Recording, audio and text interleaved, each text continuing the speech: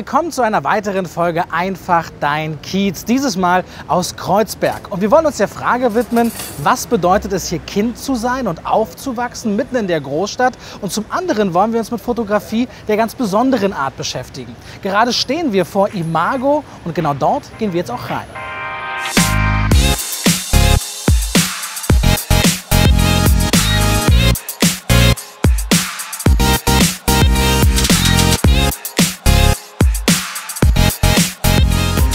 Hallo Susanna. Hallo Robert, habt dich schon erwartet. Das freut mich. Und wenn man schon reinkommt, sieht das wirklich beeindruckend aus.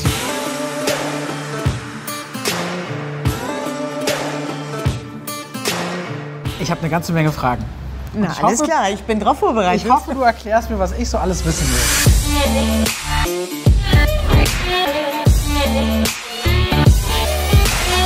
Susanna, ich persönlich bin ein riesengroßer Fan von Fotografie und beschäftige mich mit verschiedensten Kameramodellen und Systemen und komme hier in den Laden und sehe so 1,90 Meter, 2 Meter hohe Bilder von Menschen in besonderen Momenten anscheinend. Was macht ihr hier bei Imago? Genau das, was du hier siehst. Lebensgroße Selbstporträts. Es ist ein analoges Verfahren, ein welteinzigartiges Verfahren. Und das ist eine Erfindung von meinem Vater. Der ist Wissenschaftler gewesen und hat es für die Wissenschaft erfunden. Das heißt, das ist hier, glaube ich, ein 3 Tonnen schweres, großes Konstrukt, in das man hineingeht und kann wie bei einer riesigen Polaroid-Kamera einmal abdrücken und dann kriege ich am Ende so ein großes Bild heraus? Was ich oft sage, ist dieses Polaroid-Feeling. Du machst ein Bild und erwartest es, wartest drauf. Und bei uns dauert es ja nur 12 Minuten, bis das Bild nachher fertig ist. Viele Leute kommen hierher, um diese Bilder zu machen. Ja, genau. Wer kommt da so? Weil ich sehe hier unterschiedlichste, teilweise mit Stammestracht, habe ich das Gefühl, Hochzeitspaare oder nur Kerle im coolen Anzug oder auch Frauen, die so ein wenig an Aktfotografie in diesem Bereich sogar gehen. Ja, du bist mit dir abgeschlossen in dem Raum und das ist gerade für intime Fotos, für Aktfotos und so weiter eine wahnsinnig tolle Chance. Ja? Und dann kommen natürlich ganz viele Familien. Zum Beispiel rufen mich ganz oft Leute an, also die Urgroßmutter ist noch da, die Großmutter und die Kinder. Wir wollen alle auf einem Bild. Das ist natürlich Wann hat man auch mal alle zusammen in einem Raum? Weil das hat mich tatsächlich, du sagst es richtig, vollkommen beeindruckt. Man kommt hier rein, man sieht sofort so dieses Echte, man sieht das Einmalige im Look und gleichzeitig diese gigantischen Ausmaße von diesen Bildern. Ich würde mal gerne herausfinden, wie das technisch funktioniert. Kannst du uns diese Kamera mal zeigen und vorführen? Dürfen wir einen Blick hineinwerfen? Wir können in die Kamera reingehen, du kannst sie auch selber benutzen. Du kannst so das Ganze einmal durchleben. Ja. Das Objektiv, das können wir nicht sehen, weil das ist immer im Verschluss. Das geht nur auf in dem Moment, wenn du dich fotografierst. Jetzt gehen wir mal rein, oder? Sehr, sehr gerne. Dankeschön. Ja? Du gehst bitte vor. Ja. Ich mache hoffentlich nichts kaputt.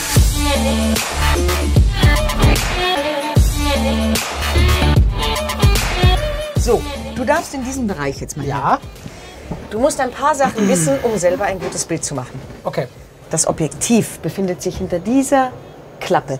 Okay. Wenn ich auslöse, geht das auf, macht das Foto. Genau. Wo blitzt was? Blitz ist das ganze Licht hier. Das kommt alles hier von der Seite. Das ist, man nennt das das sogenannte Rembrandtsche Porträtlicht, das so auf dich runterfällt. Okay. Die Entscheidung, wo du hinschaust, ist auch deine. Okay. Das Papier ist 60 cm breit. Das heißt, das fängt an. Passe ich da drauf? Ja, da passt du drauf. Okay, gut. Also es fühlt sich an, habe ich vorhin schon gesagt, wie so auf so einem großen alten Kirmes aus dem 19. Jahrhundert, als Fotografie wahrscheinlich große Magie war. Ja, genau. Und es machte Puff und dann sind Bilder entstanden. Also ich finde das ganz fantastisch und hat ein interessant. bisschen was von einer Zeitmaschine, oder? Absolut. Wo man so hineingeht. Ja. Gut, die Kamera gehört dir. Ich stehe dir für Fragen zur Verfügung. Lass dich aber jetzt. Alles klar? Ja, sehr gerne. Dankeschön. Das ist echt spannend, Leute.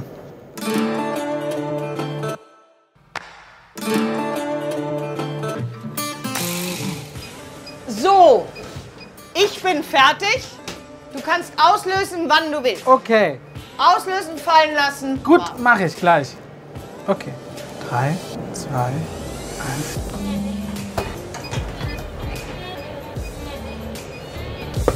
Sehr gut. Alter.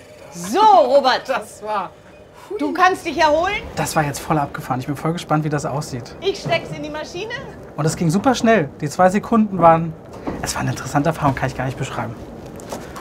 Abgefahren. Ich bin jetzt sehr, sehr gespannt. Jetzt schauen wir mal.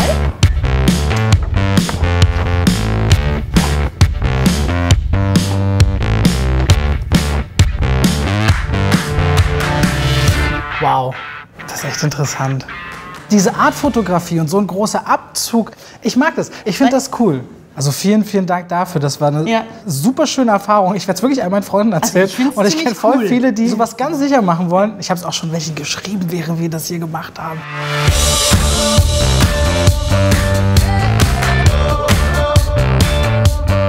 Du wirst bestimmt die ein oder andere Ecke hier haben, die du besonders magst. Wenn du mir einfach mal zeigst draußen, was liebst du hier, was lässt dich hier zu Hause fühlen? Sehr gerne. Okay, dann lass uns das gerne machen. Was ich halt so toll finde, ist, dass trotz, in Anführungsstrichen, Gentrifizierung oder trotzdem sich diese ganzen Ecken verwandeln, kommen jetzt wieder Leute her, die schneidern. Also diese ganz normalen und einfachen Bedürfnisse, Sachen. die einfachen Sachen. Natürlich machen die auch tolle Mode, ja? Und das finde ich toll und das macht einen Kiez lebenswert. Das hier ist deine Schneiderei? Das ist, genau. Wie heißt die? Alamut? Ah, Genau. Okay.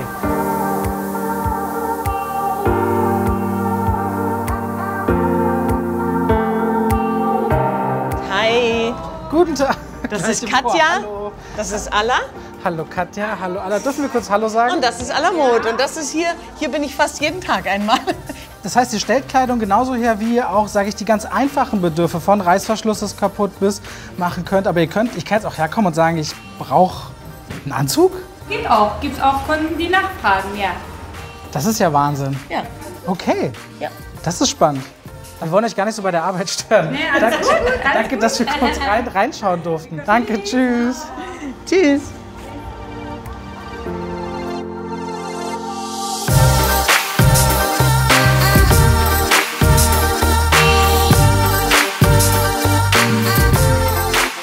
Man hat überall auch diese kleineren Läden, wenn ich hier so Bosch Batterie Kfz-Ausrüstung, dass es sowas mitten in der Stadt gibt. Das sind alles die Läden, die waren immer da. Seitdem ich die Oranienstraße kenne, waren. Da vorne ist noch dieser berühmte Farbenladen. Hier Max und Moritz zum Beispiel. Das kenne ich auch schon ewig, dieses Schild. Absolut legendär. So, und jetzt kommen wir in einen Laden, den gibt es, solange ich Kreuzberg kenne, Schmuckfritz.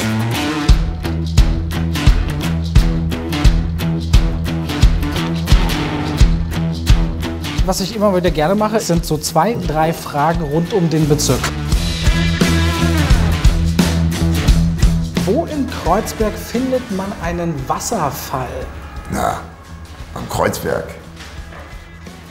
Ne? Sich einfach an die Antwort daran hängen, ist aber auch einfach. Nein, definitiv am Kreuzberg. Okay, vollkommen richtig, da habt ihr schon mal das geschafft. Kreuzberg wird oft auch so grob in 2 Regionen geteilt. Ja, Welche sind das? na, SO 36, Südost 36 und 61. Okay. Yeah. Das hast du nicht gewusst, oder? Doch, natürlich. Das nächste Mal musst du als erstes antworten, Susanne. Als allerletztes, Kreuzberger Nächte sind lang. Wie geht der Song weiter? Aber dann. Kommt dein Team und singt mit dir. Los, Kommt mal sing her. mal. Wie geht's denn weiter? Siehst du das? Susanne, weißt du das? Kreuzberger Nächte sind nein, lang, nein. aber dann. Ich sag's jetzt, aber dann. erst fangen sie ganz langsam an, Ach so, okay. aber Ja. dann, Aber dann. Das war schon. Zweimal wart ihr euch einig, einmal ging es daneben. Deswegen müsst ihr euch was teilen. Eine Kleinigkeit, ebenfalls aus Kreuzberg. Aus der Ui. Schokolaterie Sünde. Das ist kurz Antwort auf Brokkoli, sagt man.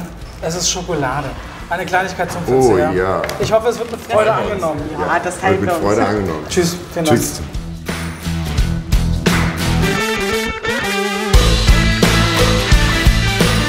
Danke, Susanna, für den Einblick, was den Schmuckladen angeht, was aber auch die Schneiderei angeht, aber vor allem bei Imago Kamera bei euch.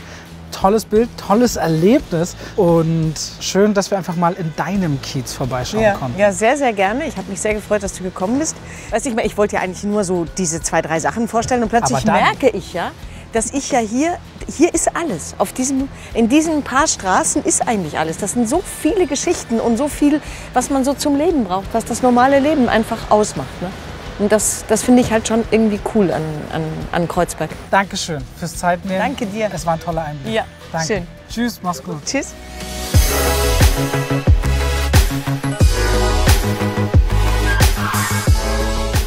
Berliner Jung zu sein, ist schon etwas Besonderes. Als Kind in der Großstadt aufzuwachsen, kann sehr viel Spaß machen, aber auch herausfordernd sein. Wie ist das dann aber in einem Bezirk wie Kreuzberg, der mittendrin liegt? Gibt es hier vielleicht zu wenig Grün? Ist hier zu viel Geschäftliches ringsherum los? Oder kann hier Kind einfach auch mal Kind sein? Deswegen wollen wir ein kreatives Bildungszentrum besuchen namens Die Gelbe Villa.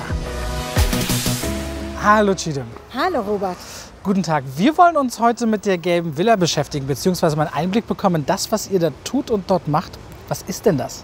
Die Gelbe Villa ist ein Bildungs- und Kreativitätshaus für Kinder, für Jugendliche, die den ganzen Tag lang bei uns an Kursen, an Workshops teilnehmen können. Die sind auch kostenlos, weil wir viele tolle Unterstützer haben, so Berliner Unternehmen wie zum Beispiel die Sparkasse, die uns finanzieren, damit wir das tolle Programm für die Kinder umsetzen. Ich habe schon gesehen, ihr habt ja teilweise sogar so moderne Sachen, denkt man gar nicht unbedingt, wie YouTube-Blogger im Angebot, aber auch über die klassischen Sachen wie Werken und so weiter und so fort, wo sich Kinder eben beschäftigen können.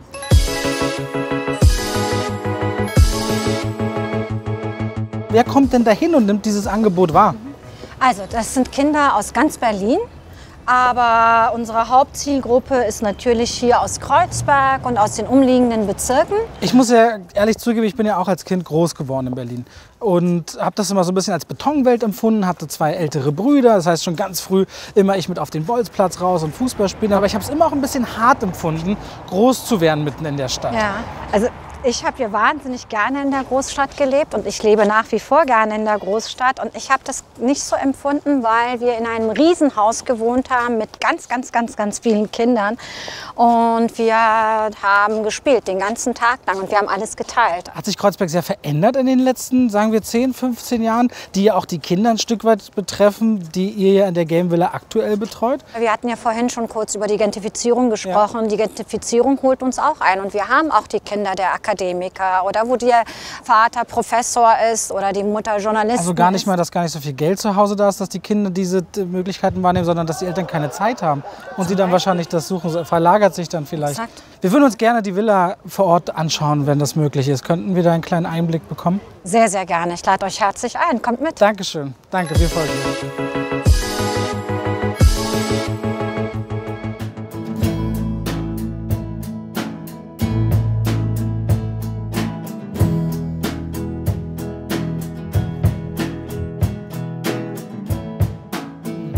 Hallo. Also ich fand das gerade richtig cool. Erstmal kurz hallo, ich bin Robert. Hallo Johannes. Hallo Carlotta. Hallo Isabel. So, ganz kurz Johannes, was macht ihr denn hier? Ja, wie man gesehen und gehört hat, machen wir Musik, ne? Mhm. Gut, okay. Ja, und das natürlich in einem Band-Kontext. Also die Kinder bekommen keinen Einzelunterricht, sondern werden zwar am Instrument so mit Kleinigkeiten versorgt, was so die Grundkenntnisse angehen, aber dann versuchen wir zusammen als Gruppe Musik zu machen. Also das ist quasi so dieses Alleinstellungsmerkmal des Kurses. Okay. Gibt es außer dem Musikalischen, was ihr hier macht, auch andere Kurse, die ihr belegt? Ja, ich habe auch schon mal Töpfern gemacht, aber jetzt gerade mache ich Band. Das ist ein Sprung, ne? Von Töpfern zur Gitarre. Habt ihr ein Lieblingsinstrument, wenn ihr jetzt hier zusammen spielt? Ich habe jetzt gehört, ihr rotiert auch an den Instrumenten, dass jeder mal was anderes spielt. Hast du ein Lieblingsinstrument? Zurzeit ist es die Gitarre, auch wenn ich das nicht schon immer gespielt habe, zurzeit ist die Gitarre hier. Was ist für dich die Intention, zu sagen, ich möchte gerne Kinder, Jugendliche unterrichten? Die Intention ist tatsächlich die Neugier der Kinder. Ne? Also Musik ist ja, eigentlich ist es mega einfach. Viele haben auch Scheu davor, ne? Und denken, man muss total viel üben und mega virtuos spielen und so. Aber eigentlich haben Kinder ja so eine natürliche Neugier. Und wenn dann noch das Interesse an Musik da ist, das dann zu wecken und mit den Kindern Stücke zu erarbeiten, das ist meine Motivation. Das macht tierisch Spaß. Tolle Sache. So, das war eigentlich auch schon, was wir kurz mal wissen wollten und reinblicken wollten an der Stelle. Danke fürs Zeitnehmen.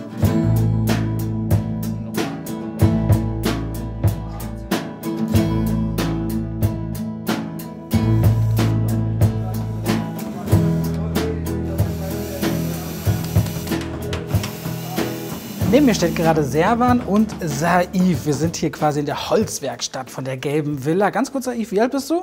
9. Und du machst hier mit am Werkeln? Ja. Ja, okay. Servan, du bist? Ich bin 19, genau. Servan, du machst ein freiwilliges soziales Jahr und bist jetzt hier in der Gelben Villa. Ich finde das erstmal sehr cool, dass man überhaupt in diese Richtung geht. Was war für dich der Grund zu sagen, okay, sowas will ich machen? Ja, also ich hatte wirklich Lust, mit Kindern zu arbeiten so, und in der Gelben Villa war ich auch früher als Kind, da habe ich mich auch entschieden, dann hier hinzukommen. Wie ist es denn, wenn du jemanden wie Saif siehst und sagst, ey, das ist ein Junge, ich war in dem Alter wahrscheinlich auch hier. Erstmal macht dir das Spaß, hier rumzuwerkeln, unterwegs zu sein? Schon Freunde kennengelernt auch hier in dem Haus? Ja? Hast du einen Lieblingskurs? Also machst du verschiedene Sachen? Oder bist du hauptsächlich hier im Handwerk oder machst du noch was anderes? Handwerk und YouTube-Blogger. YouTube-Blogger, mal Dienstagmorgens habe ich gesehen. So mit Filmaufnahmen und so. Das ist ja witzig, so schließt sich manchmal ein Kreis. Dann viel Erfolg an der Stelle. Das soll es auch schon gewesen sein. Danke, Saif. Viel Spaß weiterhin beim Werkeln. 2-mal die Woche. Du kommst immer wieder. Und Servan, von der Gelben Villa als jugendlicher Kind wieder zurück als fast erwachsener Mann. Viel Erfolg euch. Ja, danke schön. Tschüss. Schiedem, das war ein wunderbarer Eindruck. Danke, dass wir hier hinter die Kulissen schauen durften. Und das ist ein tolles Projekt. Wir wünschen euch weiterhin ganz, ganz viel Erfolg. Vielleicht kommen wir eines Tages wieder. Ihr seid jederzeit herzlich willkommen und es war mir eine Freude, euch hier zu empfangen. Herzlichen Dank. Dankeschön. Viel Spaß euch noch. Und auf bald. Tschüss. Bis bald. Tschüss. Das war einfach dein Kiez aus Kreuzberg. Offiziell heißt der Bezirk ja Friedrichshain-Kreuzberg, aber das wollen die jeweiligen Einwohner nicht unbedingt wahrhaben, aber auf sympathische Art und Weise. Kreuzberg selbst ist wohl einer der buntesten Bezirke, wenn es um die Menschen, die Architektur oder sogar die Natur geht, denn schließlich gibt es hier sogar einen Wasserfall. An 2 schönen Beispielen haben wir einen tollen Einblick in diesen Bezirk bekommen und abonniert gerne den Kanal der Berliner Sparkasse, denn dann verpasst ihr auch zukünftig keine Folge von Einfach dein Kiez.